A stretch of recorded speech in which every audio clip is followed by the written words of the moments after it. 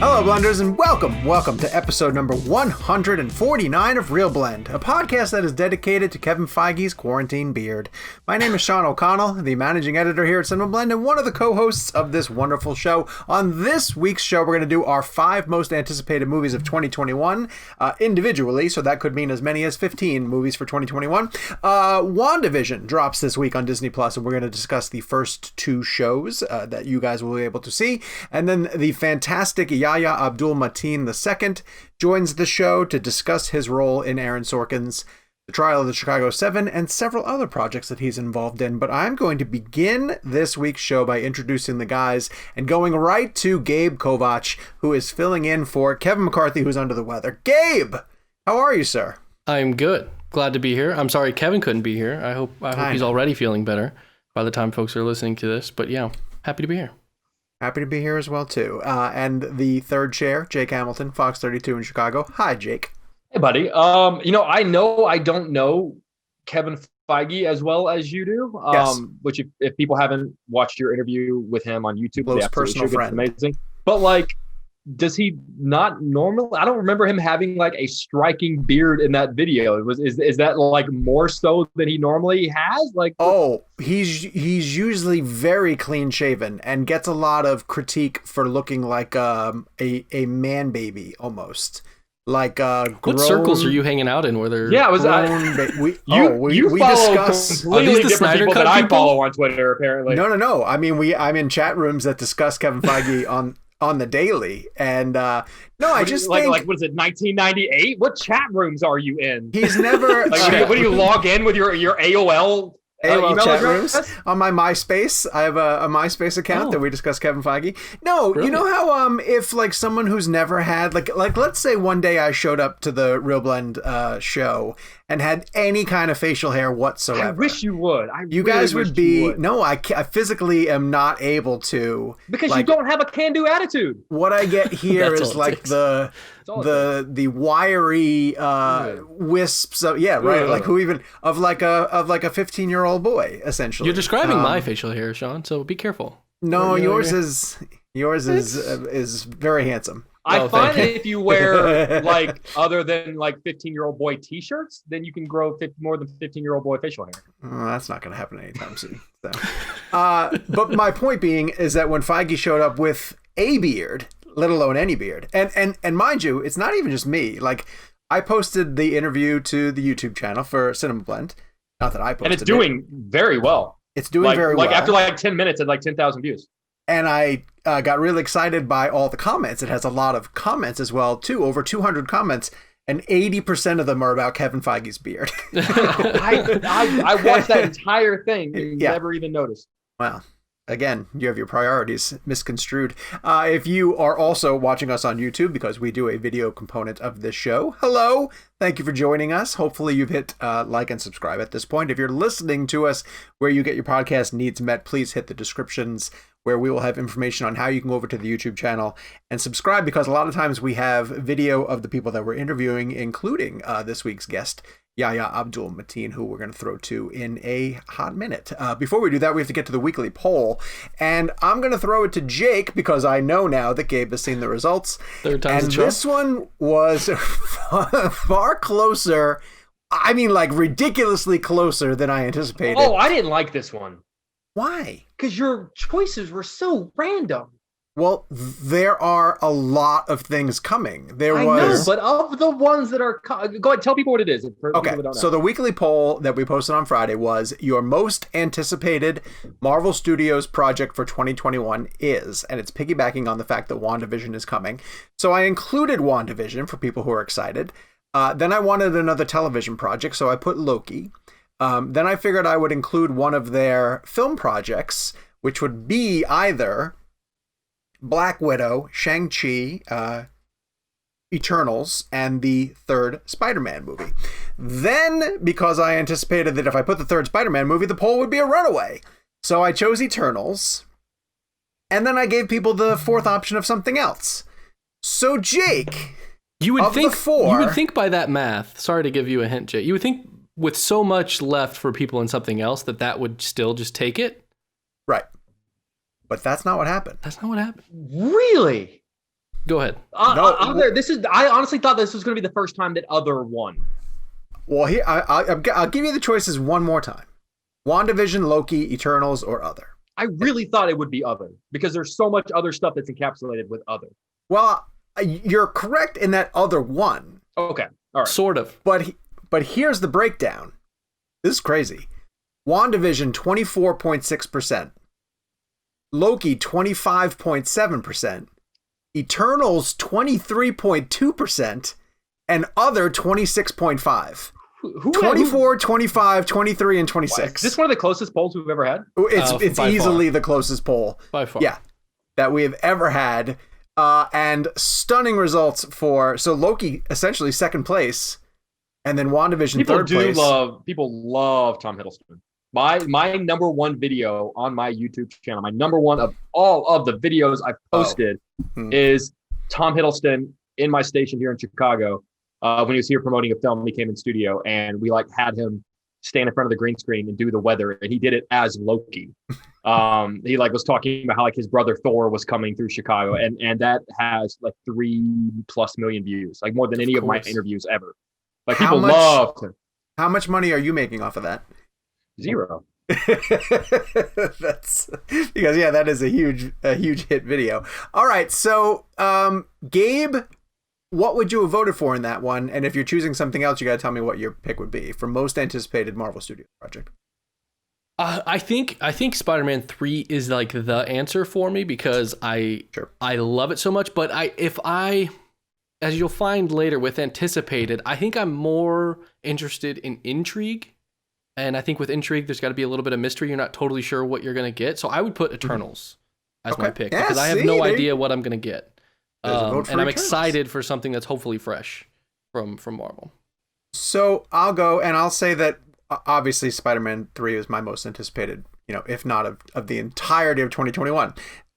Based on the trailers that showed for the Disney Plus shows that are coming between WandaVision, Loki, and Falcon and Winter Soldier, the one that intrigued me the most was Falcon and Winter Soldier. Really? It looks like it could be an extension, a 6 or 7 part version of what the Winter Soldier was, Captain America the Winter Soldier, which is government intrigue, bit of spy thriller. There looks like there's a mysterious group involved. I like the fact they're bringing Daniel Bruhl back. I thought he was a very effective villain for Civil War, and I like the chemistry between Anthony Mackie and Sebastian Stan, so I think that could be a lot of fun. And I think that show is eventually going to get around to revealing who the next Captain America ends up being. You notice very specifically in that trailer they don't show anybody donning the shield, and I figured that would be the big reveal of the trailer, and it wasn't, and so I assume they'll get to the point where that's my big thing about the MCU shows for me. I need them to be relevant to the big picture story. Mm-hmm. If we're talking an Agents of S.H.I.E.L.D. thing, which, let's be honest, you didn't really need to watch in the grand scheme of understanding what the MCU story was, then I'm not interested. I want, with WandaVision, people are saying, oh, WandaVision's going to set up this, and you think, Falcon and Winter Soldier is going to set up the next captain. Cool. I'm all for I will give you 10 weeks of my time if that's the case, but don't create these shows and have if I can get by in the MCU without watching them, then I don't want them. They should be required watching. I don't know. That might be a hard ask. I could see it's a studio. Disney. They gave us they had the biggest film of all time required you to watch 21 previous films in order to understand it. Yeah, but I don't know. Required. But when you're talking about, you don't think Endgame required you to watch the rest of the MCU to understand it? No, I think required implies that they forced me to watch it. I gladly watched. Well, you know what I mean. It's not gonna mean anything to you unless right. you watch it. Sure. My point being is I'm curious.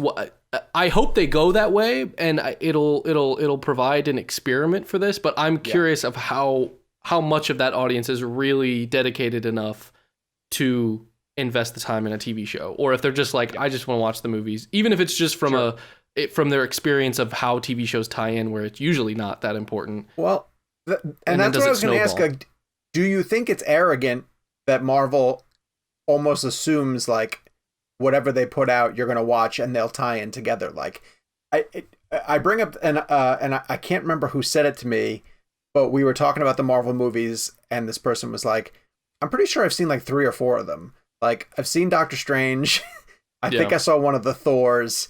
Like the casual audience, I kind of wonder if Marvel Studios, as big as they are, has left a component of the casual audience in the dust. Because like if you just pick up WandaVision this Friday, you can't just pick up WandaVision. No. Right. If you're on Disney Plus, and you're like, all right, I'll give this a try. Yeah. You will have no clue what is happening. But honestly, like I'm into that. I mean, one of the reasons that I really fell in love with Lost, and Lost made me fall in love with serial television over episodic, is I like to be rewarded for my loyalty. If I'm going to give a show 6 years of my life, if I'm going to tune in every week, I want to be rewarded for, I don't, and granted, I get every show is going to have, an episodic episode here and there, but I don't like the idea of a show where I can pop in the middle of season 4, watch an episode and understand it in its entirety. Like I should be lost if I join you in the middle of episode or season 4. Like I want to be rewarded for sticking around and giving you my time. It'll be interesting to see where they land on the spectrum of that. Like, do they go as far as like, oh, if you caught the TV shows, then you'll realize that when so and so pops up or when something happens in the movie, there's a bit of continuity that is a through line, and that's interesting if you saw it. Or will it be even as heavy as like we're introducing this character, and they'll have a cinematic introduction that if you didn't see it, it'll feel like a character's coming on screen. But if you watched, She-Hulk or whatever, you'll have this whole experience with this character that when they hit the screen, it'll feel that much better. I mean, I'll tell you, in our own house, the one thing I'm one of the people who so believes in the brand, and obviously I'm a huge fanatic anyway, but I think that like Marvel has proven himself that their brand is strong enough that whatever they put out, I'd be curious to watch. Sure. But PJ, my oldest son, who is, I think, a pretty dedicated fan, when I bring up WandaVision and I'm like, hey, I got 3 episodes of WandaVision, he was like, meh. I was like, what do you mean, meh? And he goes, I don't know, I just don't care that much about those characters. Yeah, really. I get that though, yeah. I think that's probably the case for who we are referring to as the average Marvel viewer. Also, I think that it's so high concept. Yeah. I've had a lot of people come to me like, I don't get like the sitcom, which I know we're going to talk about later in the show, but I know a lot of people have, as much as I think it intrigues a lot of people, I think there's a lot of people that because it's not explained so far, we've seen the first 3 episodes and we don't know what the bit is. I think people are just like, what the hell is, like, they're in Bewitched, they're in the Brady, like, I don't understand that. So it's 2 characters that aren't the most popular Avengers in a circumstance, in a plot that could potentially be just way too too much for people to wrap their heads around. Yeah. All right. It's not as easy to consume as an episode of Mandalorian, let's say. There's no elevator pitch, right? Sure. Yeah, you're absolutely right. By the elevator pitch, you've hit your floor and the person you were speaking to has gotten off and started their day. And you're like, but wait, there's more. Wait, there's more. Yeah, hold on, there's even more. All right, so we'll get to the 3 episodes we have seen of WandaVision shortly in the show. But first, we want to get to our interview for the week. And we were lucky enough to get to speak to Yahya Abdul-Mateen II, who is just an incredibly smart and in tune actor who has some incredible credits on his resume coming up. We discuss all of those, including specifically his work alongside Aaron Sorkin and that amazing ensemble in The Trial of the Chicago 7, which you can currently watch on Netflix and is heavily in the awards race. So without further ado, our interview with Yahya Abdul-Mateen II. So, one of the things that everyone said whenever the movie came out a few months ago, everyone kept talking about how timely and relevant the movie was, despite the fact that it was set decades ago. And, the more I think about that, like, I guess I just want to ask you, is that a good thing that we're talking about a movie that with this topic that's still relevant 40, 50 years? I mean, like, don't you look forward to living in a time where Chicago 7 is no longer a relevant film? That's a great question, man. I think it feels good to be able to think like that. I think we need to be able to think like that, right? We need to be able to dream on a future where we look at a film like that and we learn about history, and we learn and we walk out of that out of a film like that, thankful that we no longer live in a time like that, right? But I think realistically, time and time again, people show that we tend to be creatures of habit. We tend to, history tends to repeat itself. And so I'm actually thankful that we have a film like that, that we have writers like Aaron Sorkin who want to, touch on those subjects, so that that film can be a lesson, so that we have some type of blueprint, or maybe it's a lesson, or for other people it's a warning, or for other people it's inspiration to to find the cause and to align yourself with the cause. So I think that I tend to be of the mindset that history will repeat itself as long as people are around, but hopefully we have more and more people with a consciousness that that allows for a world where that type of history repeats itself less often. Yeah. I'm actually in the Washington, D.C. area. Obviously, it's been a bit of a week here in D.C. And I wanted to ask you, just after playing someone like Bobby Seale, how it changes the lens you view the world through, like the way you view news and the way that things are happening in our world right now. I mean, obviously you are the person you are. You're playing a character in a movie who actually really existed. But I wonder, like, how it changes the way you view news. Like when you see a story like the Capitol story in DC this week, or things that were happening around the release of your film, does it change the way you viewed them, having played someone that impactful and important in history? Well, I want to separate the two. I want to look at some of the events around when our film came out first. That was a moment where it was so important to be outside. It was so important to be moved by the actions of Bobby Seale. Bobby Seale was a man who put himself on the line. He put his freedoms on the line for something, for a cause that was worthwhile, for a cause that was about himself, that was about other people. It was about humanity. It was about dignity. It's about standing up for oppressed people who were oppressed by the government, people who were oppressed by the police. People who were being sent off to war when there were plenty of issues here at home to be dealt with, and he paid the price for that. And so I would say, as someone whose job it was to step into Bobby Seale's shoes and to step into the life of a revolutionary in the 1960 and 1968, 1969 in America, I was very honored, honored to live in that moment, to have a film come out where I was representing one of those figures in that moment, in a time where the world needs examples of those figures from history. And so that was very much my relationship with being in the zeitgeist at the time of that. A couple of days ago, what happened a couple of days ago, I went to sleep, man. I cut the TV off. I did some yoga. I listened to my music. I relaxed, and I had a beautiful day, because that was none of my business, and how often does a person like Bobby Seale, how often would a person like Bobby Seale get to look out and to see things happening out in the world, violent things happening in the world, and have the luxury of saying, oh, not this time. I'm gonna sit back and I'm gonna kick my feet up, because that's none of my business. Wow.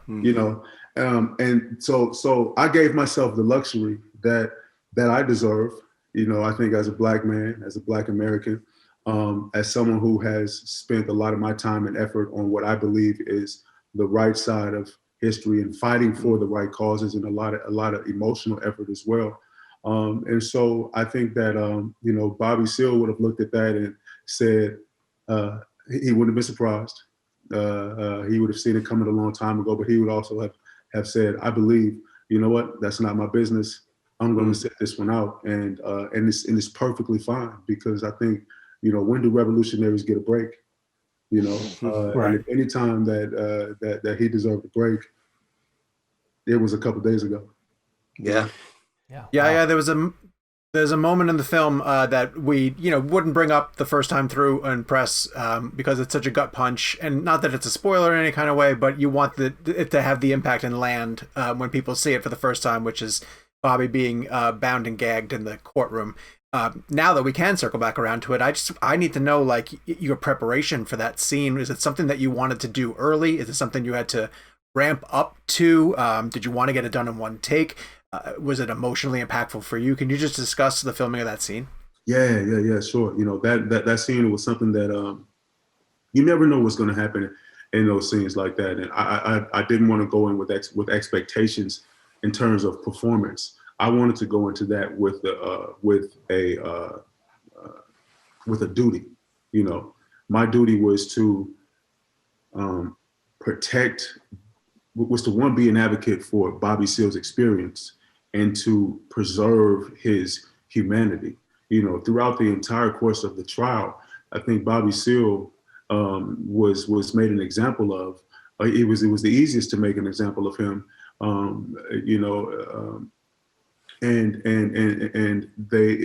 was a clear attempt to take away his manhood and his humanity in that moment. So I knew that it was my job as an actor to grab hold of the things that made me human, that made Bobby Seale human, that made him a man of principle and integrity, and to hold on to that for dear life, and then walk through the fire and see how far I could get while holding on to that. So I knew that I would have to put myself through through a struggle, but that's oftentimes that's the job of an actor. If it calls for that. One of the things that I like to say about that film is, or about that moment in the film, was that moment wasn't designed to silence Bobby Seale. He had been speaking out and things like that, and it may appear as though it was designed to silence him, but what it really was, it was designed to break his spirit. Yes. And to make sure that once the gag came off, that he was not going to stand up and speak out any longer after that. And if you could break his spirit, a person like Bobby Seale, then you could break everyone. Then no one else had a chance. Right. So I tried to armor myself with all of that information, and all of that emotional information, that emotional armor, and then walk through that, fire. And I didn't care. I stayed in that position. When we were off, even when I was off camera, because it was important for everyone else in the courtroom to be able to see that and to be able to be physically, emotionally affected by that. Is that your choice to do that, to stay in? Yeah, that was my choice. Yeah. Wow. Yeah, that was my choice to stay emotionally, connected to that. Because there's a lot going on, and my performance off camera can inspire someone else to give a great performance. It could teach someone else in that moment, and then when the camera comes back to me, I just have to, as an actor, I just have to have the faith that I filled it up. I filled my well up enough that I'm not gonna run out, that it's there when I need it, That's amazing. Yeah. Wow. That's amazing. Wow. I'm going to shift gears, and I did want to get in a question about what I think is one of the greatest pieces of pop culture I've ever seen in my entire life, which is Watchmen. I geeked out with you last time we spoke, and the only thing that frustrates me about Watchmen is it has nothing to do with you. Is the fact that Alan Moore, who famously won't watch his adaptations, will never see how unbelievably good it is. Like, to the point where, as much as I love his work, I wish I could grab him by the lapels, like put him in front of a TV and just be like, dude, watch this, man. If you could watch your Watchmen with Alan Moore, and when it's done, kind of maybe ask him a question, get his thoughts on some aspect of it. What is a moment, or what is an aspect of your Watchmen that you'd love to get his thoughts on? It's a great question, man. I think I just say, so how do we do? I think just the simple, so how do we do? I liked our show, and I liked our show for different reasons depending on what day it is. Sometimes I like it because it's Black. Other times I like it because you get to kick racists in the mouth.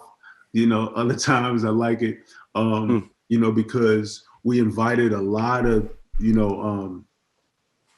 people had to sit at that table in order to enjoy that series. So you got people who watch action. You got people who watch dramas, HBO shows, Black dramas. You got fans of Regina King. You got people who just kind of fell into it because they like they love Damon. You have people who came into it with their arms crossed knowing that it wasn't going to be anything worthwhile. And then by the end, they were, salivating over it and couldn't wait. So, it was a show that brought a lot of people together. And I would love to just have the opportunity to say, so, hey, so what did you think of our show? What did you think of your show, in our minds? And I'd see where he go from there. Oh, yeah. So thank you for indulging me with that one.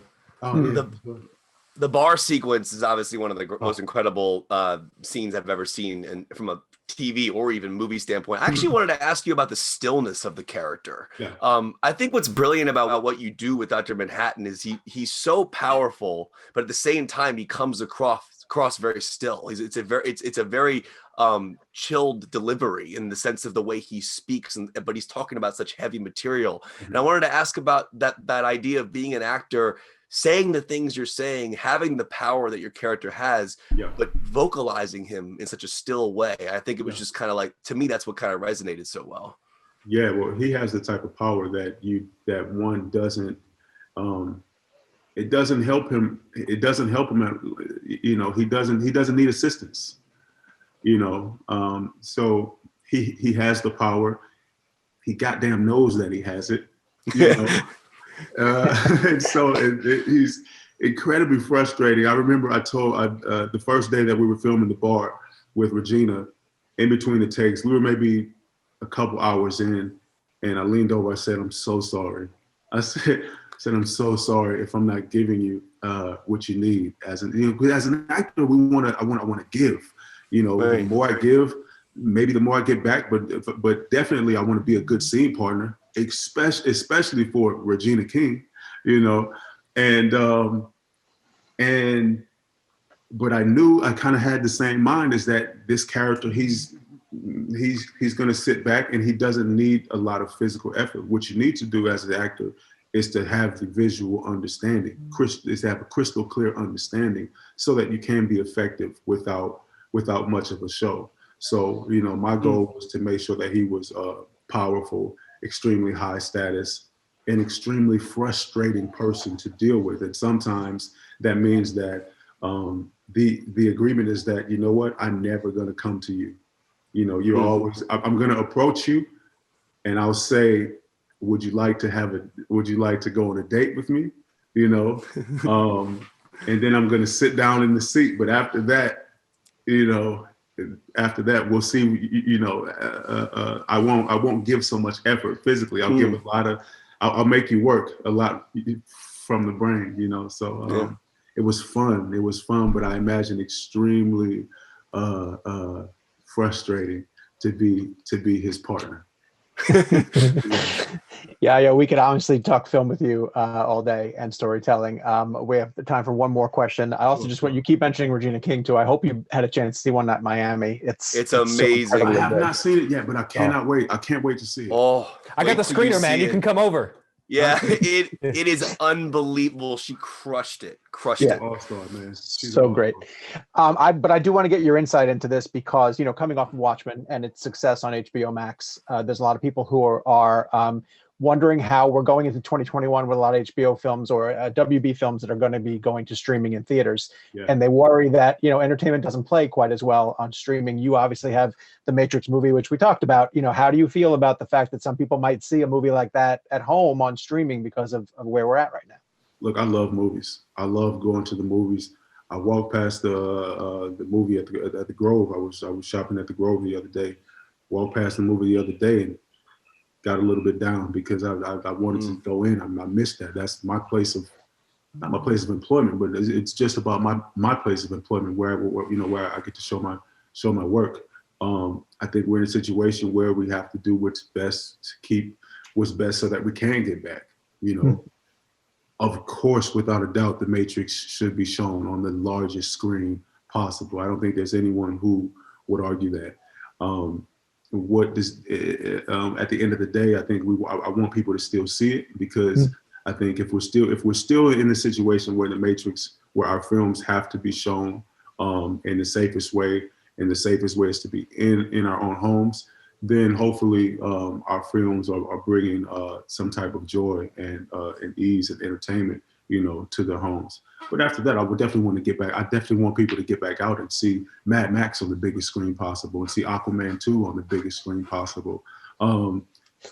Because we dream at those scales, we imagine at those scales, and I think we want to celebrate our films at that scale as well.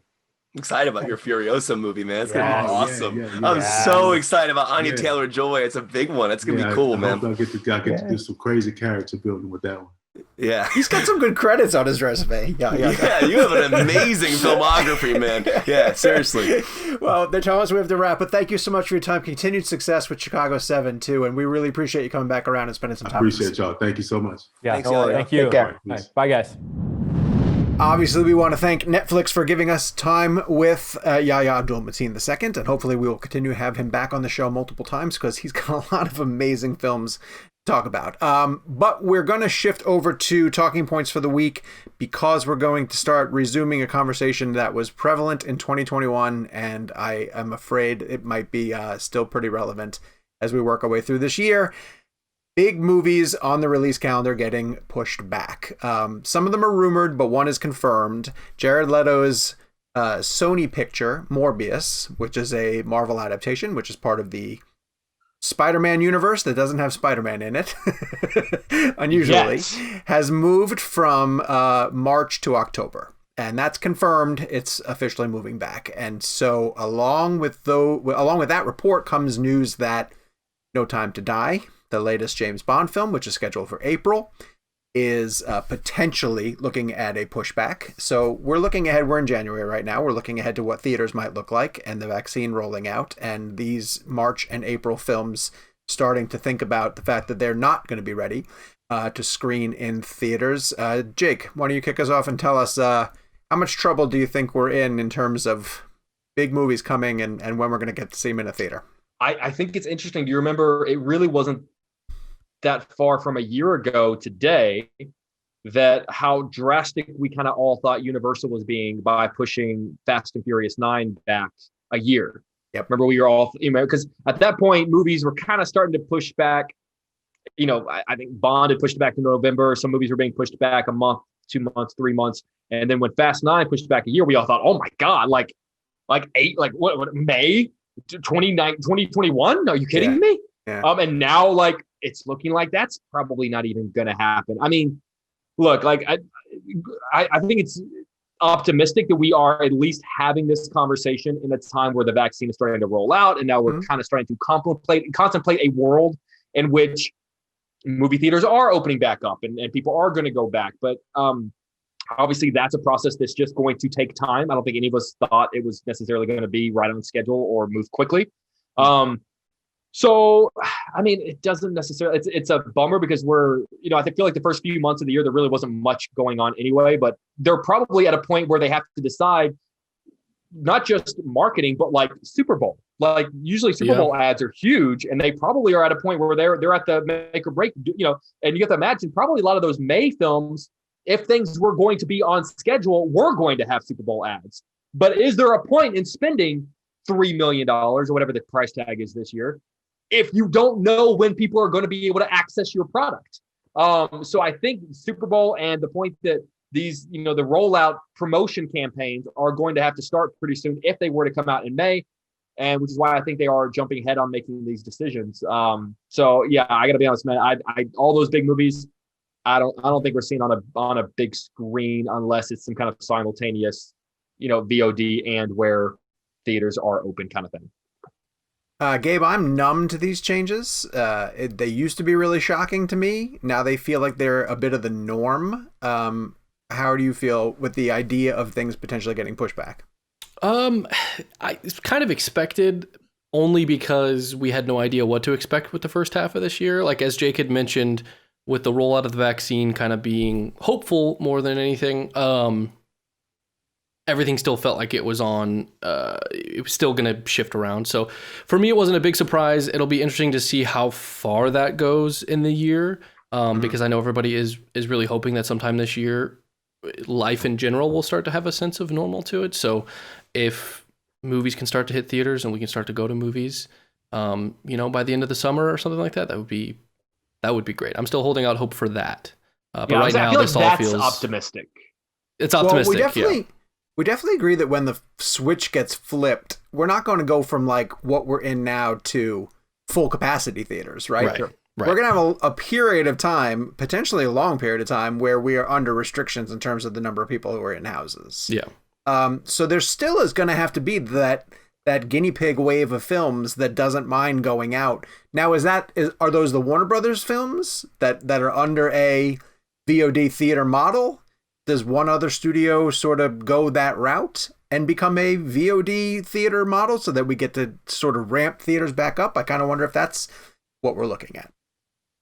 Yeah, I mean, well, I feel like Warner Brothers has positioned themselves to kind of take advantage of the slow rollout, to give people the option of the movie theater experience if they so choose, but also take advantage of like, hey, we still need people to see these movies. And so for people that aren't willing to do it, okay, well then fork up the $15 a month for HBO Max.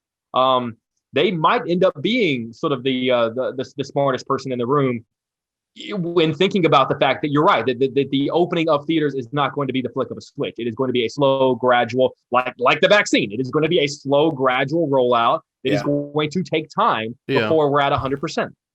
To that end, Sean, what are your thoughts on, I guess there are rumors about Black Widow being one of a Disney Plus premiere movie or whatever they're calling it, where you have to pay $20 or $30. I could absolutely see that being a test case that Disney uses that's stronger than Mulan for a film that people would pay for that's on the streaming service. That is even still, well, I don't know if it's available in theaters and theaters are open near me. I would go to a theater to see it. I would want to support the theater, and it would theoretically be cheaper to go see it that way. But not to make the show 100% Marvel, which has been very strong Marvel this week. If they want to keep their continuity flowing, now that's a prequel, so I don't know how much of it even ties into this bigger picture that Jake was referencing earlier, but there could be things in it that feed into the stronger narrative. There's not. I really can't imagine that it's just an expendable film. Well, you know what I mean?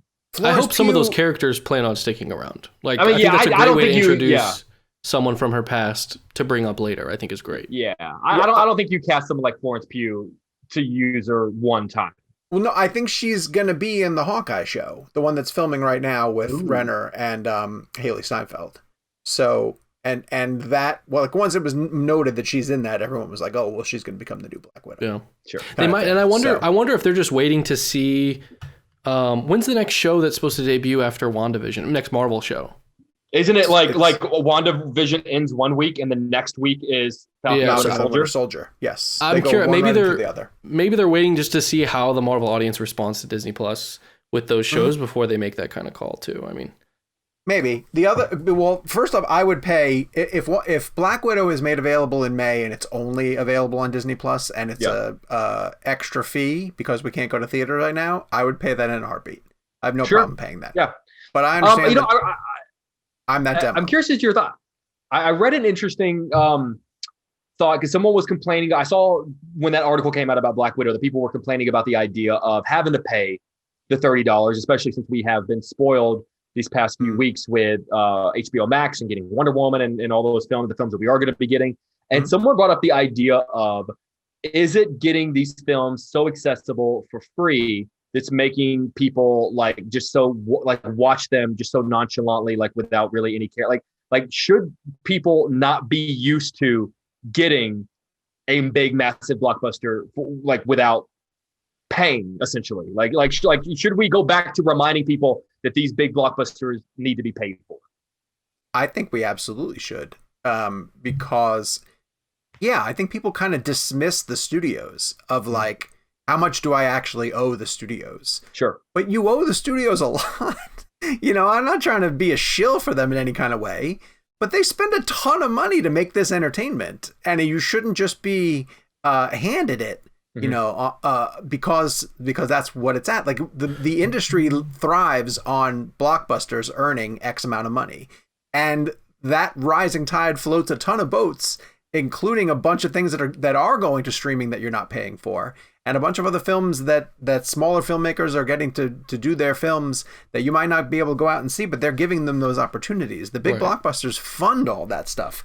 Well, but this sort of feeds us into, go ahead, Gabe, but it feeds us into our next topic in a huge way. I just think that our audience is probably privy to this just because of how much they pay attention. But like on top of that sort of behavior that we need to make sure people have, hopefully people realize that if you start getting something that's that expensive for free, your experience is going to get worse. And whether that's because they reduce the amount of money they're willing to invest, or they have to pivot to other kind of tactics like putting ads in the middle of shit. Yeah, we're getting to a point where like Matrix 4 has like 8 commercial breaks. Yeah. Or you hit start on it and it's like when you go sit in a theater early and there's all those commercials and you can't skip it. You're at home and you can't skip it, or imagine that. Right now the studios are listening to this, just writing all this stuff down. Right, and I'm spitballing here, but it's an inevitability that if you're not paying them a premium for it, if you're not paying them money up front, if they're not expecting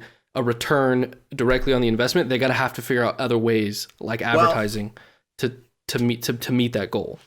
I'll give you a personal example of that that I face every single day, which is I watch Pardon the Interruption, one of my favorite shows on television. And I watch it on Hulu because I don't pay for the ESPN premium app, right? And when I hit the commercial break and it comes up and it says 270, it's like it chips away a piece of my soul because I can't skip past it. So if they do figure out some kind of way to put commercial breaks, throughout a movie that you want to watch, or like you say, that pre-roll at the beginning that you just can't skip. Oh God, they're gonna make that whole experience atrocious. Or it gets even more nefarious than that, where this is a larger tech sort of issue, but they start selling your information to advertisers in order to make money on the back. That happens with a lot of stuff already, where you think you're getting a product for free, but really they're using you as the product in order to make money, and it's never a great deal to get something for free. It's just never gonna be. Except for this show. Except for this show. Exactly. Well, but for $5. But to that point, if the movie going experience, because we're not paying for it to a degree, starts getting worse, then a lot of our favorite filmmakers are going to start jumping ship. Like you think Martin Scorsese would ever let someone release one of his films with like commercial breaks in it, or hell, we'd be there for 18 hours watching it. They're already long as they are. But yeah, like I can't imagine, and then all of a sudden Netflix is like the sole proprietor for every great filmmaker out there. Right. And then Netflix costs $80 a month because of how much, like they're shilling out. Eventually it evens out one way or the other. One way or the other, we are going to be paying. Yes. Well, I'm glad you mentioned Netflix, because they seem to be the antithesis to this discussion that we are having, which is paying for something because we should reward the studios, so picking up a premium slice. Netflix instead decides that in 2021 they're going to drop a new film every week onto their service for all of us to enjoy. And while I had a couple of people point out to me before, like, having this conversation, they were like, "Yeah, but it doesn't guarantee like one really good movie every single week." Well, no studio ever guarantees that. No, but I'll at least say that like there's a slate of filmmakers who are attached to a lot of those projects. Oh, and what struck me as so they had a trailer, like a montage trailer of everything coming for 2021, and it is star-studded. Like, they kick it off with the Red Notice, which is The Rock and Gal Gadot and Ryan Reynolds in a film Spreadsheet heaven for whoever put that cast together. Yeah, right, exactly. The guy, Rawson Thurber Marshall, that's no offense to that man. I'm sure he's extremely nice. That's just the worst name. I can never get his name down pat. I feel like I'm missing something throughout it. He directed Central Intelligence. With The Rock. He directed We're the Millers. Yeah. He's got a couple of big things. Dodgeball. He directed Dodgeball, and his name is Rawson Thurber I want to say Miller, but it's Marshall, is what it comes up as. Anyway, he directed that.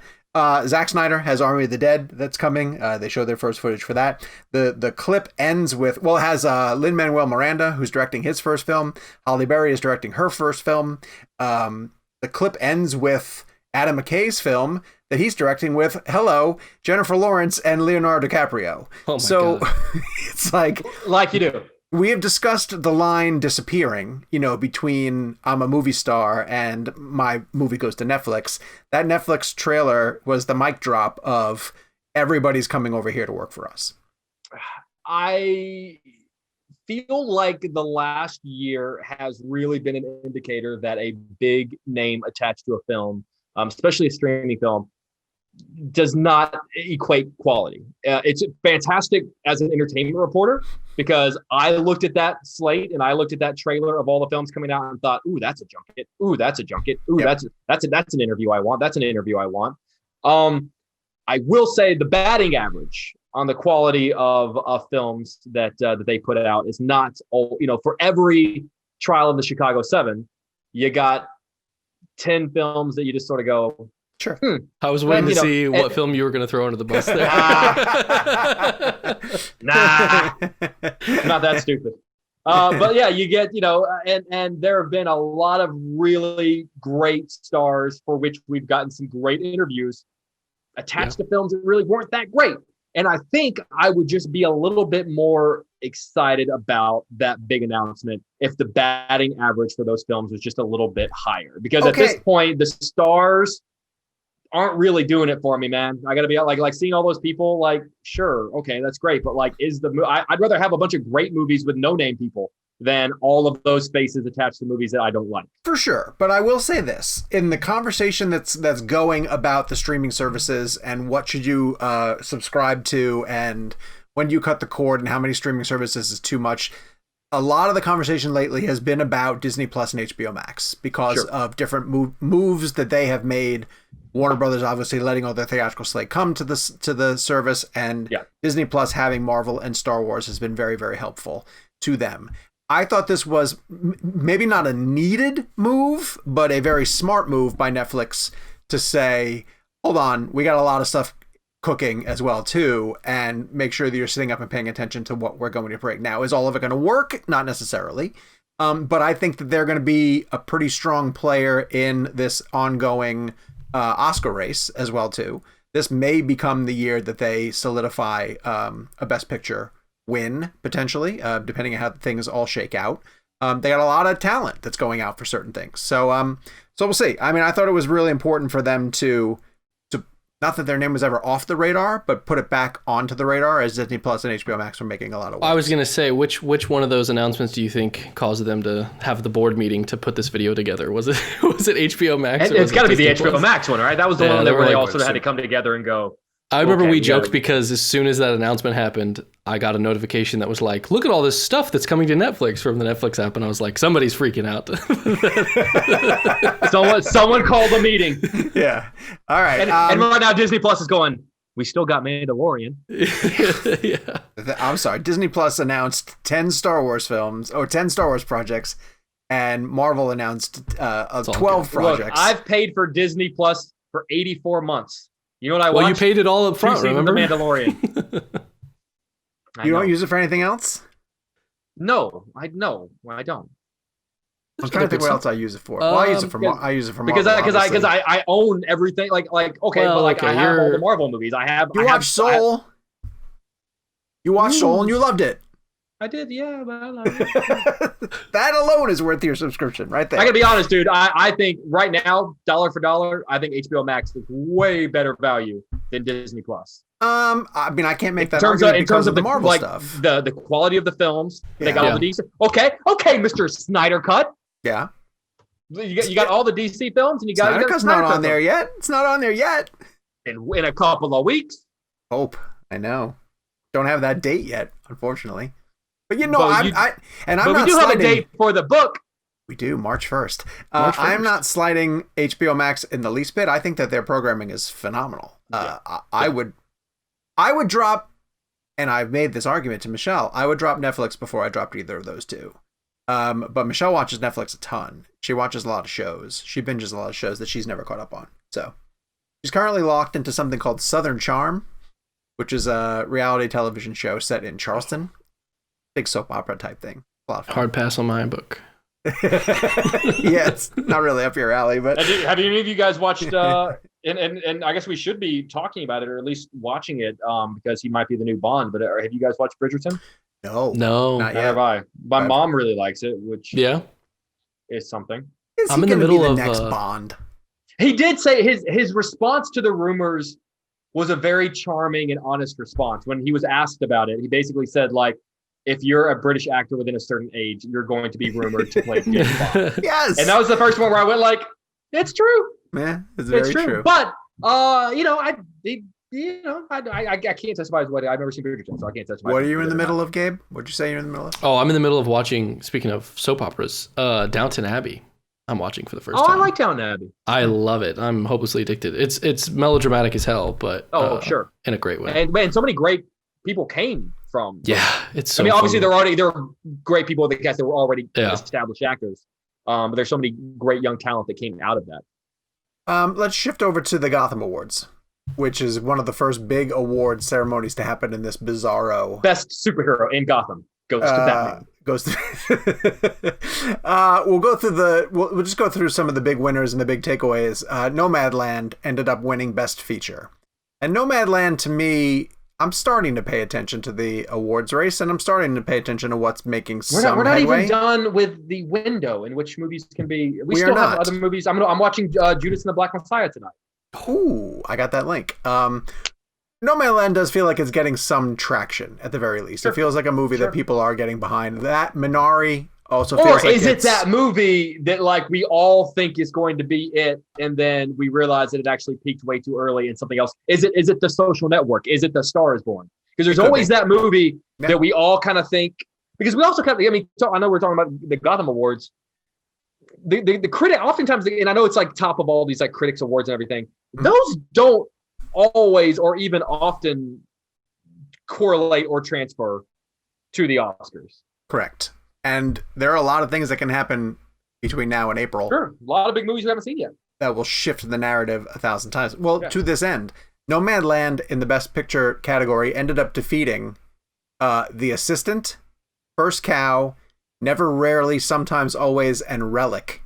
I gotta be 4 honest, films that will not get Oscar nominations. Yeah, I'm about to say, like, that's like, I'm kind of surprised that Sound of Metal wasn't. I would have thought Sound of Metal would have been a contender for that. But Riz Ahmed got it. He got Best Actor, Sure. did he not? Sure. Yeah, he did. And I do see his stock rising in the Best Actor category. A race that I feel like was potentially talked about being sort of a foot race between Anthony Hopkins and Chadwick Boseman. And now it seems like Riz Ahmed is sort of kind of at least joining that crowd.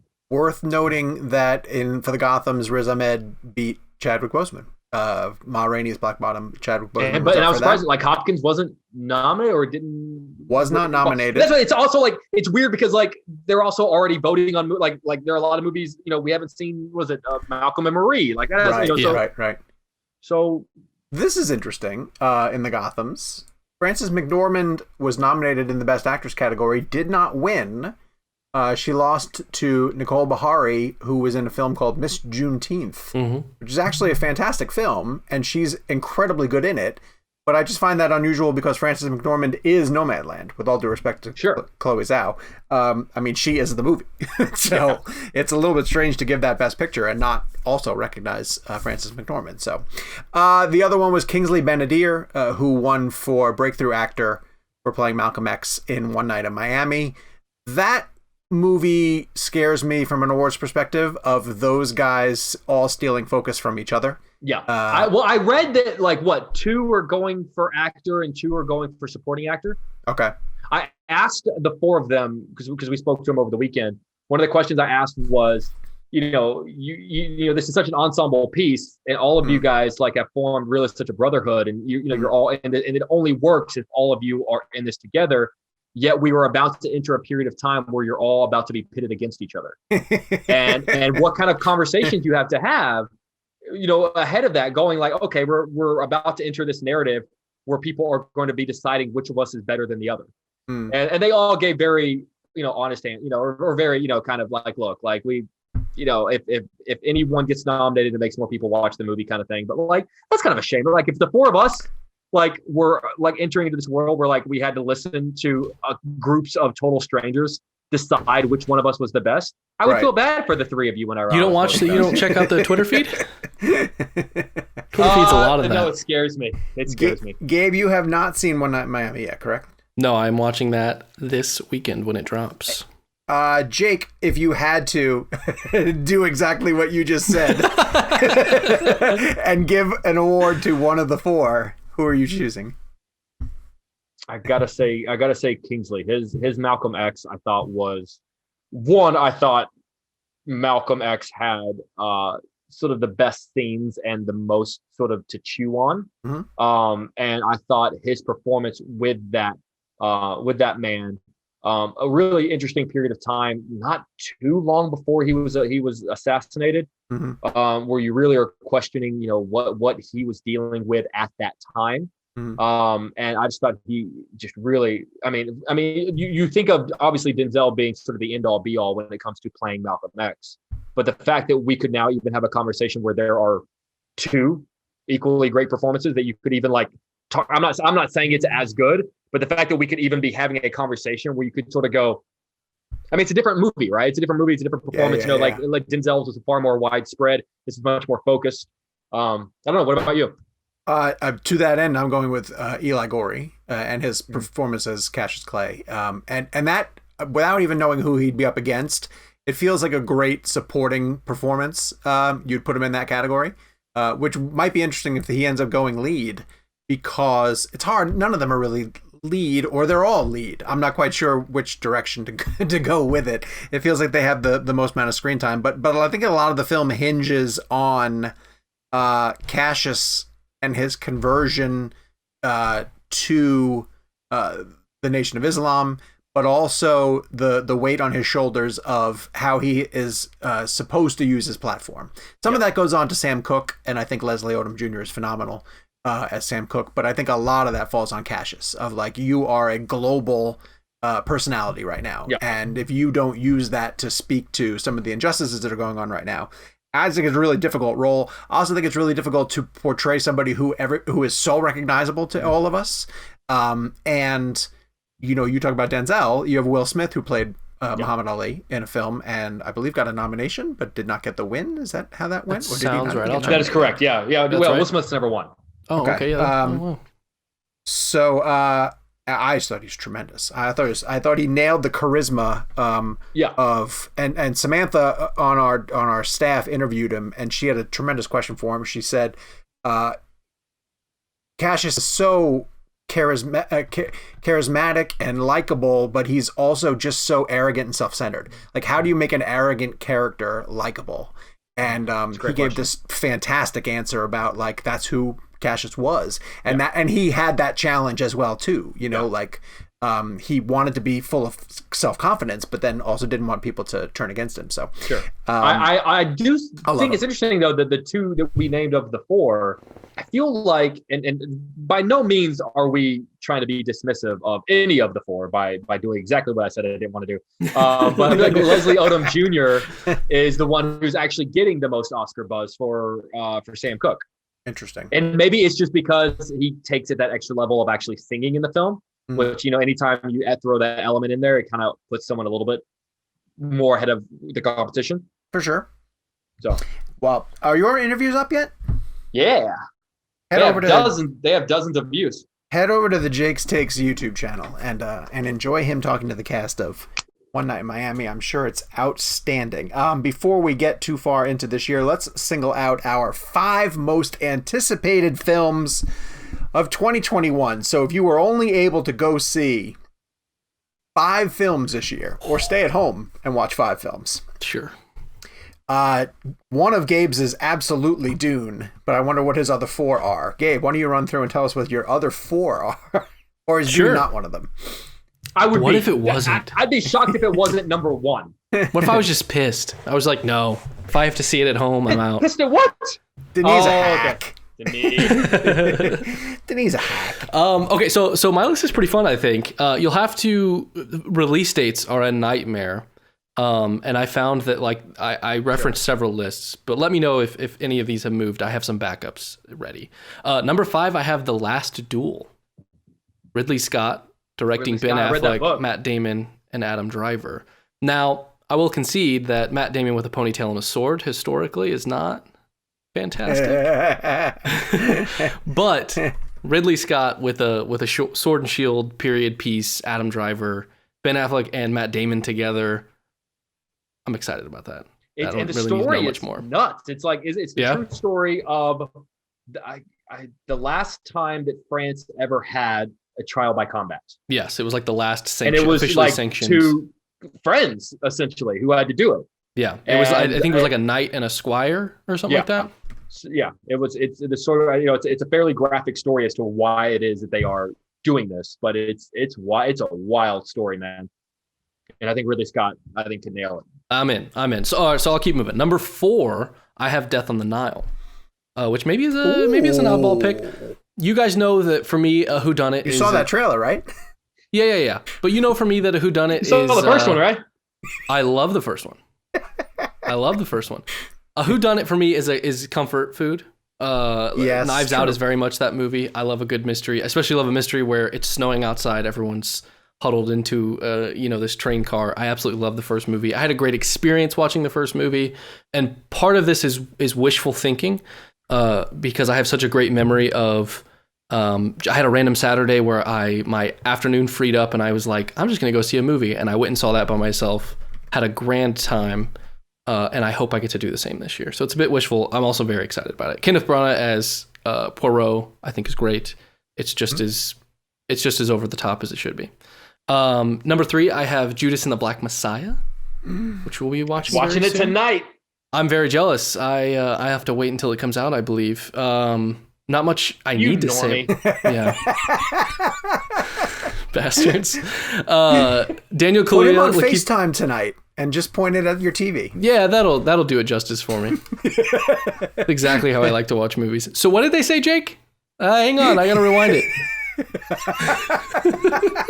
His name is Judas. No, I don't think anyone's name is Judas. The talent behind that, even to Ryan Coogler. Judas. Oh my God. Number 3, Judas and the Black Messiah. Good one. Daniel Kaluuya looks fantastic in that. Oh my God, it looks great. Keith Stanfield, everyone involved is fantastic. Yeah. Also Jesse Plemons, who I love. Jesse Plemons, fantastic. Last Night in Soho for number 2. Yeah. Edgar Wright. I'm always Anya Taylor-Joy, who I think has become, I would maybe qualifies as a show favorite. I think everyone here has really enjoyed Queen's Gambit. Yeah. And then number 1 is the Snyder Cut. No, it's Dune. Yeah. It's Dune. Yes! It's 100% Dune for all the reasons that I mentioned last year of why it's going to be the greatest movie of the year. This is fun because we did this in Washington, D.C. And, oh, that's right. Do you want me to read? I have that list handy. Yeah, some of them were, because I think Dune was mine. Yes. In DC, yeah. And mine was Ghostbusters Afterlife, and so Ghostbusters Afterlife yours was Mank. Oh, it was your number 1. Yeah. So here's what the show. Last year we did. Last year we made a show top 5 where we did an aggregate score of everybody's. Number 5 was Top Gun Maverick, didn't come out. Number 4 was Wonder Woman 1984. Number 3 was Mank. Number 2 was Dune, and number 1 was Tenet for last year's list. Okay. Show-wide. Not too bad then. It was a pretty good list. Some of those made it. Some of them made it. Some of those made it of the year. I'll go really fast, and I will point out that my number 1 for the year is Spider-Man 3. But I'm also deeply concerned that movie is not actually going to come out. Well, I'm concerned that it's not the movie we're building it up to be. Oh, oof. I 100% think that's the case. That's why, I'm crazy excited about it, except the fact that I think I'm building it up to be something that's not coming till later. Yes, I think half of the things that are maybe like half of the things that have been rumored are actually going to happen. Yeah. But it's a third Marvel Spider-Man movie. I would be excited for it. Random question: Does Morbius's release date affect Spider-Man 3 at all? It shouldn't. And even if Venom is down for June or July right now, and even if that had to move, I don't think it would affect anything. I would imagine Marvel would make sure that was the case, but it's more that if Marvel has to move any of its other stuff, yeah, it might affect Spider-Man, but it might not, because what's ahead of it is Black Widow, which is a prequel, and Shang-Chi, which I don't assume is connected. Should be. And Eternals, which shouldn't be connected either. So theoretically, I'm just thinking that if everything is starting to move back by that point, then sure, December's going to be a hot mess. So Spider-Man 3 is my number one. No Time to Die is my number two. Not just for being a new Bond film, I like Cary Fukunaga a lot. I want to see what he brings to it. I'm very intrigued by the departure of Daniel Craig. I don't think we've ever had a Bond who has said going into his film that this is my last one. I think that's all been decided after the fact. So this has given them the opportunity to potentially write it into story. And this is, Craig has been the only one that's had a story arc that has essentially carried over from film to film to film. So I don't know if it's going to be like a passing of the baton type thing, or if they figure a way to give him a happy ending. So I really want to see how that goes. Number three, I went with Ghostbusters Afterlife, hoping that still comes out. I am very intrigued at what Jason Reitman is going to do with that. I love the fact they're bringing the original guys back. I love all the people who are tied to the main story, Carrie Coon, of course, being one of them. And so I just feel like that's going to hit the nostalgia sweet spot for me. The Snyder Cut, of course, is on there. I'm dying to see what happens with that. Obviously, if you've listened to the show for even a minute, you know what my fascination with that is, so that's why that's there. And my fifth one might be a bit of a surprise, but it's The Many Saints of Newark, and I'm excited because this is definitely coming to HBO Max. The Sopranos prequel. You got James Gandolfini's kid playing Tony, and another killer cast, Vera Farmiga and Ray Liotta and David Chase returning to that world. I probably don't talk about this enough on the show, but I loved The Sopranos. I don't think I realized how big of a Sopranos fan you were. I really, really love it, and and have been on a kick lately to get back into doing a full rewatch of the show. I'd like to do that too. If you do that, I'd say that. I don't know how time for it. I've never seen The Sopranos. You've never seen The Sopranos? Never seen The Sopranos. Hey, Kevin, how's Lost? We could do this all day. Yes, we could. The Sopranos. That's why he called in sick, Gabe. So he didn't have to answer for that. So, Gabe, you have to watch The Sopranos just for Gandolfini. You will be blown away by how good he is in that part. I've seen several bits of his performance, but yeah, I do need to watch it. You're right. Edie Falco is tremendous in that show. It's so many incredible, even like a bunch of guests, like Steve Buscemi has an amazing guest arc as his cousin, Tony. Oh my God, the Russian episode. There's so many amazing, dude. It's phenomenal. And so I kind of want to get it. And I can remember. So I can remember we were living down here, and Michelle and I were newly married, and I didn't have HBO. And I drove over to my mom's condominium because she was out of town and she had HBO to watch the finale. And when it cut to black, I'll never forget, like everyone else, I assumed that the power went out or the cable dropped its feed or something. Like the gut reaction to that ending is still really visceral. And in hindsight, thinking about it, I think it's a brilliant way to end. I kind of don't understand anybody who's mad at that ending. I think it's really fitting. So I'm intrigued to see what he does with that movie. I've grown into it. I feel like we shouldn't be talking about the ending now that Gabe has admitted to not having seen it. Well, I think I kind of know the ending. I would say, are you? I don't understand how you can like have a job in pop culture and I don't want to ruin it for any listeners that maybe are going to want to binge it, but I think I know the ending because when it happened, it was a big thing. Like on my high horse. Yeah, this is where I get on my hill that I die on, which is we can. Here's what happens. Beat by beat. But this is coming to HBO Max, even if theaters are still in bad shape in March. So I'm excited for it. Jake, you're up. All right, I got to find my list. Hold on, I texted Gabe. All right. My number 5, No Time to Die. Nice. I'm with you, and that I'm I'm not sure that it would have made my list if it weren't his last Bond. But because there has since been such a narrative thread through all of Daniel Craig's Bond films, I can't help but wonder if they're going to do something with it being his last one, unlike anything we've ever seen. I know people get mad at this idea, but I wouldn't be opposed to them killing off his Bond. I'm not saying, obviously, they're not going to kill off the character of James Bond because we're already talking about who's going to be the next one. But why couldn't his, in the same way that even though he didn't really, but Batman, Christian Bale's Batman was killed. Like, why couldn't they? Like, why couldn't they kill off his boss? My number 4, just because I love these films, the new Mission Impossible. It's the only series out there that I genuinely think is getting better every single film. Like, every film I think is better than the last. And you know, that I think with Macquarie coming back, I mean, who knows what the hell is going to happen. Number 3, Matrix 4. You know, I am a defender of Matrix 2 and 3. And I can't help but think that, like, Lana Wachowski, who is, I think, the sole director on this, probably has had time to maybe look back at some of the faults about how it ended and thought about, okay, like, how can I retcon this? Or I was gonna say, you saw part 3, right? I liked part 3. I think part 3. I think the fight scene in the end is awesome. And I think the freeway chase in Reloaded is one of the best, like, chase scenes of all time. For sure. So yeah, I'm very intrigued to see. And also, like, technology and the role of computers has changed a lot since the revolutions. And so I'll be curious to see, like, how the updating of technology, you know, that's changed. the Bible. Yeah. Revelations. Well, it's still the end. It's still the end. That might be right? what she call. That might be what they call Matrix 4. Who knows? Do you think it's odd Lawrence Fishburne is not back? Or do you think that's story specific? I do, especially considering the fact that he's the only one that actually survived. Yeah. What I am disappointed about is that Lana, she wanted to bring back Hugo Weaving as Agent Smith, but couldn't get him back because he had a scheduling conflict with a play he was doing in London. But what's ended up being, he just couldn't get out of it. He was committed. It just happened to be whenever they were filming Matrix 4. But the thing is, now what I'm curious is he back and we don't know it? Because obviously, like, theater shut down. They were able to move forward with production, or was it too late and they couldn't rewrite it and they had to, you know? I'll be curious to see if they were able to find a way to bring him back. I hope they brought him in. And I actually hope that Fishburne is actually in it and has just been coy this whole time.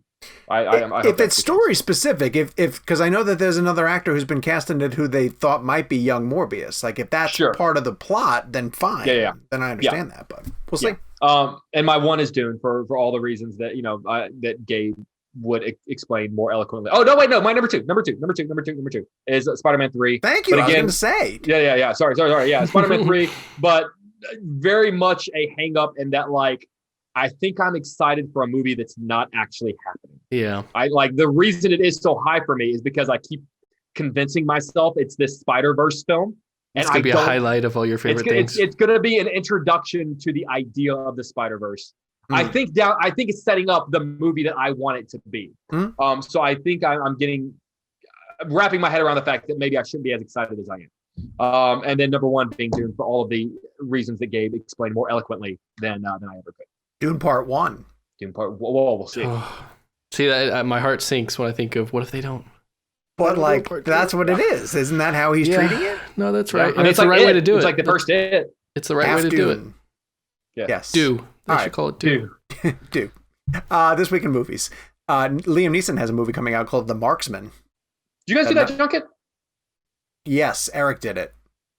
He got Neeson and someone else paired. I forget who it was. But I did not ask him how the movie is.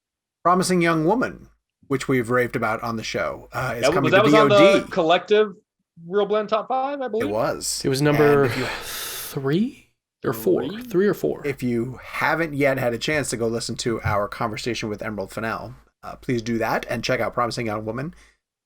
This is one of the titles that was in theaters but is benefiting from that very short window that Universal negotiated. It's a Focus Features film. Locked Down is coming to HBO Max. Jakey has seen it. Tell us about your girl's new film.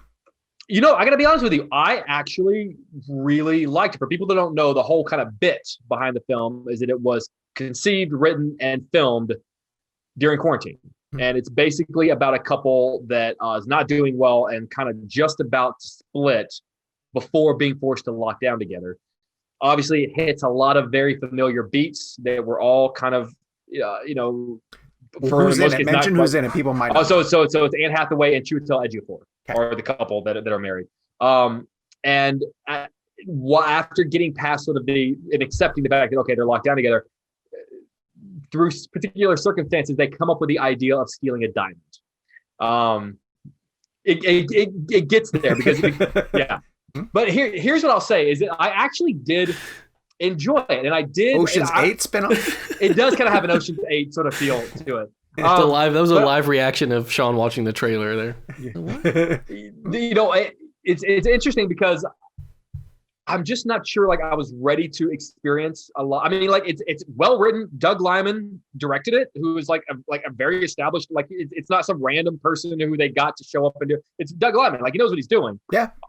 And the showcasing of how sort of quarantine and lockdown affected all of us, and I'm assuming affected a lot of couples that were forced to kind of stick together, especially couples that, you know, I'm sure this is a very real thing where couples were having trouble, and then all of a sudden we're forced to kind of like face each other in these very intense and close quarters, in crazy circumstances, and then it ends up being sort of this fun kind of heist film at the end. There are a lot of aspects about it I really like. I'm just not sure that I was ready to like that any of us are far enough removed from this to be able to look at a scene where like people are lined up to go to a grocery store and a guy walks out with stacks of toilet paper. Absolutely. Like, I'm not quite sure I'm ready to laugh at that just yet. And a lot of it is played for humor. And while so much of the film is well done and well written and well acted, I mean, both Chiwetel and Anne are fantastic. I feel like I would have loved this movie 10 years from now, 15 years from now. Okay. But like right now, I'm just sort of like, look, like, oh yeah, I really enjoy it, but like, give me a break, you know. But this is a better version of what I guess kind of like Songbird wanted to be, which is like take advantage of a moment. I still think the most perfect example of using this moment that we're in history for entertainment is Host. In which case it kind of sets it up, but then like does its own thing. This very much relies on like, hey, remember that time when everyone bought toilet paper? Like it kind of, and I'm just like, are we ready to revisit that yet? The big difference is I still haven't seen Host, so maybe I don't know. But in Host, you're supposed to be scared. It's a movie that's supposed to scare you, but it's not about the pandemic scaring you. Right. Like it's not about that. I think that's a major difference in the way it took its creative approach. Sure. But you'd recommend Lockdown? Oh, absolutely. It's going to be available on HBO Max. So, like, the irony of like many people are going to be watching it while locked down and while in quarantine, and you know, the chemistry between Anne and Chiwetel is really fantastic. And it's a really like it's you. I think you will be very. I was very pleasantly surprised. I sort of went in with the attitude of like, is this some, you know, like the whole bit, I think, you know, it's kind of being sold on the like, hey, this was filmed during quarantine, which like is a part of it's like, I don't care. But they're in scenes together though, right? Oh yeah, absolutely. Like it was one of the first, because keep in mind, like a lot of other movies right now are being filmed under sort of COVID, but this is one of the first big ones that they were able to pull off. Okay. So much so that a lot of the extra, like, so they shoot a lot of scenes at Harrods. A lot of the because they couldn't really get extras there because of all the COVID protocol, a lot of the like extras in the film are actual Harrods employees who just so happen to be there working, abiding by all the COVID precautions. Huh. So they got pretty creative in how they were able to pull it. Doug Liman told me something really interesting, which is that like moving, because I asked him, I said, what did you experience directing this film that moving forward could influence how you make movies? And he said that like, now any complaints I have about being able to pull off anything, I'm going to be able to say, well, we have to be able to like look at what we were able to accomplish while abiding by every single COVID rule. Right. If we were able to pull that off, there's no reason. And I told him my go-to joke is anytime I ever do a live shot with Fox and they say, oh, we can't get signal out of this place or you can't go live from there because a lot of the buildings in Chicago are like old marble buildings and stuff. And I always say, you know, we went live from the moon. So that's my go-to. Like if we went live, like I understand how we can't go live from like inside a courthouse when we went live from the moon. Yeah. I thought you were going to give us the not with that attitude. Not with that. Oh, that's my playful. That's why whenever I play like we went live from the moon is when I'm starting to get that still makes me laugh when you come up with it really fast. It still makes me laugh to this day. One Night in Miami is coming to Amazon Prime Video. We have talked at length about Regina King and her amazing accomplishment. Outside the Wire is a Anthony Mackie film that's coming to Netflix. We did the junket for that one too, but I did not get a chance to see it. Mike did it today, and so you can look for that content on Cinema Blend. And then WandaVision Season 1, Episodes 1 and 2. Spoilers are off. I'm sorry, the embargo is lifted. We are not going to get into spoilers, but what we will say... It's not really much we can spoil. Yeah, that's true. because it's still a pretty big mystery. But I guess what we can a little bit explain on the surface is that it definitely does adapt the classic sitcom format that people have been seeing. Each episode is going to be a new decade. So it starts, episode 1 would start in the 50s. It's essentially a Dick Van Dyke rip. And it's putting Wanda and Vision into an episode of what would be a Dick Van Dyke type show for them. But I don't think it's giving much away to say that the show makes it pretty clear that at times throughout the episode, they don't know why they're in it, right? Like they go through most of the show kind of being in the show and being characters from the show, and then they do break character once in a while to hint at like, why are we in this? They're almost like the audience, like they're the voyeur for the audience, and because like them, we also don't know, because it can't just be a bit like, oh, isn't it fun to watch these characters in sitcoms? Right. If this is going to be part of the MCU and the MCU narrative, there has to be a reason. I have a theory. I don't know. Is it a spoiler if I give my theory? Probably. At this point, yes, I would think it is, because people haven't seen much of anything. I would let people watch it before we start getting into. Can I ask a question? You can tell me offline. I want to hear it. Can I ask a question? And feel free to answer with no comment if you think that it's maybe too spoilery. Do you know when the show is set within the MCU's timeline? No. Okay. That's what I assumed. Yet. Yeah.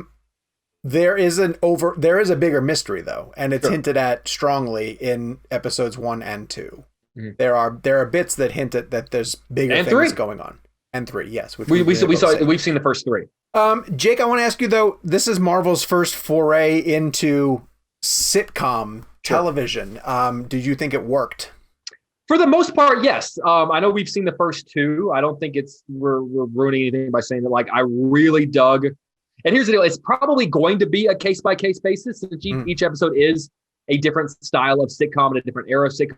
I really dug them in Dick Van Dyke. I really dug them in what is kind of like Bewitched. The third episode we saw is a little bit more sort of like the Brady Bunch, which leaned a little bit too much on the sitcom shtick, because like while I do enjoy the weirdness of them being in the sitcom, I also kind of like, okay, let's keep this like give me some bit as to like why this is so weird. Mm-hmm. I mean, if you watch the trailer, you clearly see that like it looks like it starts to turn full blown Marvel. I'm assuming by the end, it looks like there are action scenes, which we saw none of really. And so, I for the most part, yes, I would say it worked. And I almost wish that like they just gave us the first 2, because after the first 2, I was like so like into it, and then by the third one, I was sort of like, okay, all right, well, that's an episode. You are tough to please. Oh, okay. Okay, how do you feel? No, I do agree with you. In the third episode, the sitcom shtick was too heavy. Yeah. It gets slapsticky for a reason that I don't want to give away. There's a plot point that they try to lean into. What most impressed me about it is that it doesn't in any way, shape, or form feel like a long movie chopped up into pieces. Correct. They designed it to be episodic, and they designed it so that the characters completely understand that they are in different episodes, which I found really fascinating. Yep. I think it's cool that Marvel is using its silver screen talent, its A-list talent, and Paul Bettany and Elizabeth Olsen are just transitioning to television. And I thought that their comedic chemistry, which is not something that the MCU ever needed to really lean on, is ridiculously good. I thought that they were really great with the humor of each of the decades. I thought the way that they played the jokes in the 50s and with the way that they played the jokes in the 60s were very relevant to those eras. And I just thought that Elizabeth Olsen in particular just really struck me at how fast and smart and funny she is in terms of being tremendously gifted. So I'm all in. I can't wait to see where they go with it. I do want to hear more about the big mystery. I'm hoping that we don't have to get several episodes into the sitcom bit. We've seen it's 3. 9, right? It's 9. Yes, we've seen 3. I think the reveal is starting to come. I hope anyway. But if we're 4 and 5 into it, and the show is still like, isn't the sitcom bit funny? I'm gonna be like, no. No, get to the main story. So, but I highly recommend it. And if you like all the MCU stuff up to this point, I think you should definitely check it out. So that starts on Friday. So make sure you tune in to Disney Plus, not a sponsor of the show. This week's Blend Game, we are, after doing Chris Pine, Gabe mentioned we're going to do one of the other Chris's, Chris Walken. And we're playing hashtag Christopher Walken Blend, a varied career. And so I will start with Gabe. Gabe, what is your favorite Christopher Walken film? Some might call this a bit of a cop-out, but it's truly one of my favorite performances ever that he's done. He's done too many. I think we all got together today and we're like, this is incredibly hard. He's good in so many things. This is one of the hardest ones we've done in a while. But for me, one that sticks out is maybe the earliest time that I noticed Christopher Walken, and he was fully Christopher Walken in it, is Pulp Fiction. I think if you can cast Christopher Walken and he tells you can have him for one scene, make it as good of a monologue as that scene is. And the editing in that scene complements his performance incredibly. It gets like closer and closer as he goes through kind of these really awful things about war that he's telling to a little kid. And then it zooms out to a wide as soon as he starts talking about shoving things in his ass, for comedy's sake, obviously. It's a brilliant scene. He's great in it. And I think, in the way that movie is put together, I think having him in that role, who else do you have deliver that monologue? You can't. So yeah. For me, that's an absolute favorite. That was a knee-jerk reaction for me, but then I know we often have debates on like, okay, are we picking the movie that this person is in, and I couldn't wrap my brain around if I was, and granted, he, like, to your point, he is fantastic in that one scene, in that monologue, but I couldn't wrap my brain around, was I picking the film or the performance? So I ended up not going with Pulp Fiction. So you went with? Oh, is it me? It is. Go ahead. Okay. So I really, I grew up with like Christopher Walken being like the bad guy, right? Like he's usually the bad guy in film. He's such a great villain. And often he's like a villain, sometimes with like a twinkle in his eye. But the more I kept going back to one performance, which is almost the antithesis of the Walken that I grew up loving, and I went with Catch Me If You Can. Okay, nice. And in a movie that stars Leonardo DiCaprio and Tom Hanks, to give what is probably the best performance in that film, I think says a lot. And it's a very understated performance, but it's so fast. Like, he is such an interesting actor to watch other people. And what I mean by that, particularly in this film, this is a character who has like clearly kind of gotten screwed over by life. He's being cheated on by his wife. And so, and then all of a sudden his son starts finding great success and these professions, like, just out of nowhere. And there's a lot of very understated understanding with that character, Frank Abagnale Sr., that only Walken can pull off because he has such like knowledge in his eyes. And you're looking at him and deep down, like, he knows his son is doing something that's not right. He knows that his son is doing something that's probably illegal. It's kind of shady. If anything, he taught him how to do that kind of stuff from an early age. But he's almost, to a certain degree, if not just justifying it, but enjoying it, because he wasn't able to get that out of life. And he wasn't able to screw over the man like that. So now his son is. So in a way, he's kind of getting back at all the people that always screwed him over. And he's able to express all of that without really saying all of that stuff, and the fact that he can get so much, usually, I mean, in so many like great scenes, Walken is like chewing the scenery and screaming and shouting, and I feel like it's actually his most subdued performance. It's my favorite. He has a great moment where he's having dinner with DiCaprio, and DiCaprio is at that point a pilot. And he has this kind of mini monologue where he basically says, like, all of these people are looking over their shoulder and they're wondering, like, where are you flying to? And there's a beat, and Spielberg cuts to him and he looks at DiCaprio and he goes, where are you going, Frank?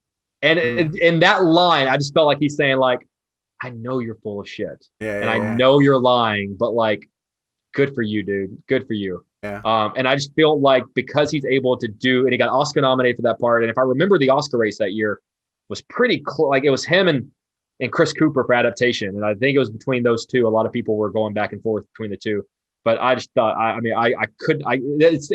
always often say this, like, I keep going back to one and try to justify others, but that's the one I kept going back to. So my answer, great description, by the way, and that is that's an overlooked Spielberg, in my opinion. Sure. It doesn't get the credit that it deserves fully, I don't think. Some would say he's the greatest director of all time. Not all. 2 out of 3 people I hear would say. The real answer is his dancing in the Weapon of Choice video, the Fat Boy Slim video. Gabe and I shared that today, and it's delightful. Well, are you really picking that? No, but it's inspiring. I would my be okay choice. if you picked that. I would be like. I love that music video. As a favorite performance, I mean, it's a performance. There's undeniable performance. Piggybacks off of that because my choice, in all honesty, is Hairspray. He's so great at Hairspray. He is phenomenal. I love Hairspray. Hairspray is so much better than it should be. It makes me so happy to watch. It makes me so happy. Everything about that movie is joyous. Did you do that junket? Yes, I did. I got Walken. Really? I got Walken and Michelle Pfeiffer for that junket. Yes. Wow. Oh. And Travolta. Wait, was Walken paired with Travolta? No, everybody was solo. My God! Travolta was paired with the girl. Whoa! What a junket! Travolta was paired with the girl. Efron was paired with someone, and then Walken and Pfeiffer were on their own, and Adam Shankman was on his own. So, if I remember correctly, the movie's just a joy. The movie's a delight, and I feel like Christopher Walken got that part. If I had to go back and see if I remembered, I think he got that part after the Weapon of Choice video, and it was that was way after Weapon of Choice. Was it? Okay, then I think people saw him in that video, and they were like, "Oh." Well, he's a classically trained dancer, isn't he? I think he is. Yes. Someone, one of our listeners, I don't have it up, so I can't give credit. One of our listeners mentioned a story, kind of a secondhand story, where they said a friend of theirs was, I think it was Hairspray. They were on the set. And they were supposed to be a body double, and they said they had learned the whole routine, and they were on set all day, but they never did any of it because he did it all himself. Oh, that's really funny. Yeah, wow. I can believe it. I don't know if it was Hairspray. It was something he was dancing in. Hold on, let's bring it up. You know who else was part of that junket? Queen Latifah was at that junket. It's a great junket. James Marsden. So Marsden was paired with Efron. That movie's star-studded. I don't know. You know, that was a weird junket room of why they were paired together. But that movie's delightful. And so I think it's my favorite film that Christopher Walken is in. I'm not saying it's his best by any stretch. Obviously, it's tremendous in Pulp Fiction. Obviously, The Deer Hunter, you can go down a number of amazing things. But I could easily pull Hairspray. This is the epitome of best versus favorite. Like a Christopher Walken career. You know, if we were doing best, then I feel like we have to take into and honestly, True Romance was one where I almost went down that path. So I assume that would have been Kevin's pick. I would assume so too. Yeah, same. So Sean Booker went with True Romance. Mark chose Joe Dirt and Batman Returns. I thought about Batman Returns. I love I love Max Schreck. Indy Christina, Braden Roberts, Juan Ra, and others went with The King of New York. Jeff Mayman went with The Deer Hunter. John Palmer went with Catch Me If You Can, and there's a lot of love. A lot of love for Fat Boy Slim's Weapon of Choice music video. People, yeah. What is the other? There's another movie with Sean Penn and Chris Penn that Christopher Walken is in. I can't think of what it is. God, I can't think of what it is. He's also great in Seven Psychopaths. His line delivery. I mean, he has so many amazing line deliveries, right? Like that's what makes him so memorable. So have you? Okay, I got to tell you the story that I interviewed him one time. So I interviewed him for Seven Psychopaths, and it was a room with him, Sam Rockwell, and Colin Farrell. And so the whole idea of Seven Psychopaths, the idea is that like anyone could be crazy. Like anyone could be like, it could be your neighbor next door. It could be, you know, the guy that delivers the milk. And so, you know, I said, guys, like who is a person in your life that upon reflection you think about could actually be a psychopath? and Sam gave his answer, which is good. And Colin gave his answer, which is good. And then I'm trying to think what exactly his answer was, but Walken said, well, you know, I got a guy that comes to my home and he mows my grass. And like the three of us kind of like lean forward and we're like, that's a good walk. And he goes, and I think he could be crazy. And you know, you guys, this is so inside baseball. You know, Tony Tillman, the guy, we call him Tony the Timer, the guy that's in the junket rooms that is in the corner that times it. Kevin's nemesis.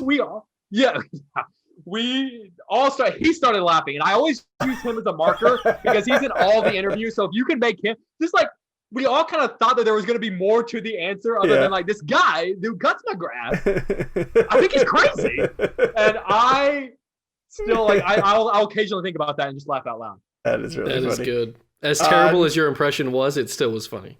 I'm gonna say his impression was pretty good. I wouldn't even try a Walken, and I think Gabe got. Most I think Jake impressions are bad. Jake got close. No, I won't even do it. For next week, you can reach out on Twitter using hashtag Movie Dog Blend. You're gonna tell us your favorite dog from a movie. Let us know your pick via email at realblend@cineblend.com. This is not an exaggeration. I'm not joking when I say this. If you pull up that clip from Homeward Bound. Yeah. Where they are walking back into that damn house. Yeah. I cry. Really? I weep. Ugly. If I were an actor and I needed to like get it to a place and start crying, I would turn on that Homeward. That's the clip. Oh my God. Oh, are you kidding me? And Shadow starts running toward Peter. Yeah. And after all the crap Shadow's been through, he's like, oh, Peter, you're okay. He just ran across the freaking country for this family, and he's like worried. Oh my God, my poor dog. We're gonna turn on Zoom next week to start the show, and Jake's gonna be like, I figured my pick out. I'm not joking. If I were to turn it on right now, I would start crying. It's also a great score. Oh, people who are listening, back me up on Twitter, back me up on social media. That scene is a tearjerker of a scene. It's very funny because Jake, do you give Daenerys a voice? Does Daenerys talk to you? God, yeah. Yeah. So it's kind of it's like derpy. Is it really? Poor girl. Hey Dad. Hey Dad. I'm snoozing. And when I try to wake her, she was like, "Hey Dad, I'm snoozing." Squirty has a voice also, and what is it? He says, so Squirt one time watched Homeward Bound, right? And it was this. Because we watched it as a family when the kids were growing up. And so it's his favorite movie of all time now. So anytime we put the TV on and we're deciding what we're going to watch, someone in the family makes Squirt say, "Put on Homeward Bound." Every time. That's the way. We probably say it once a week. Homeward Bound. Oh my gosh. Every time. So apparently he really enjoyed it and wants to watch it every single time. All right, anyway. While you are weighing in with hashtag Movie Dog Blend, you can send us a review. Great question, by the way. What is your dog's voice? That's a wonderful question. Everyone has a voice for their dog. Of course. Yeah. And this one comes from... Okay. You're welcome. 246810 J... Well, okay, well, that's like a smiley face and then the smirk? Winky face. Yeah. Yeah. The first one's like a smirk. All right, anyway. They call it the best podcast for film lovers.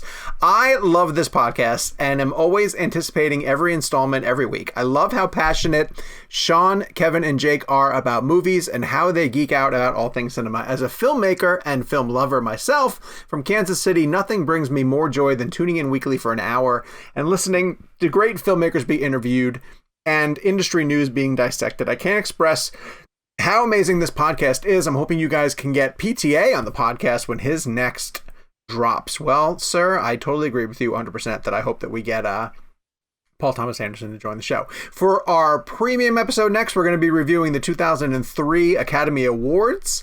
So films that came out in 2002. And in the meantime, we'll be back next week for a new episode.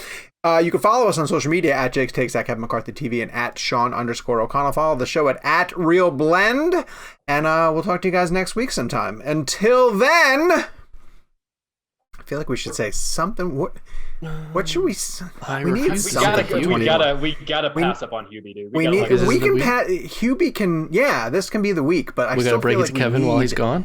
Something. Are we betraying him? Nah. Okay. Well, what director? Like, what's our? Denis? Spielberg. I would think is like Spielberg. The all right. one. Okay. So a Spielberg movie. Hook. Minority Report. Yeah.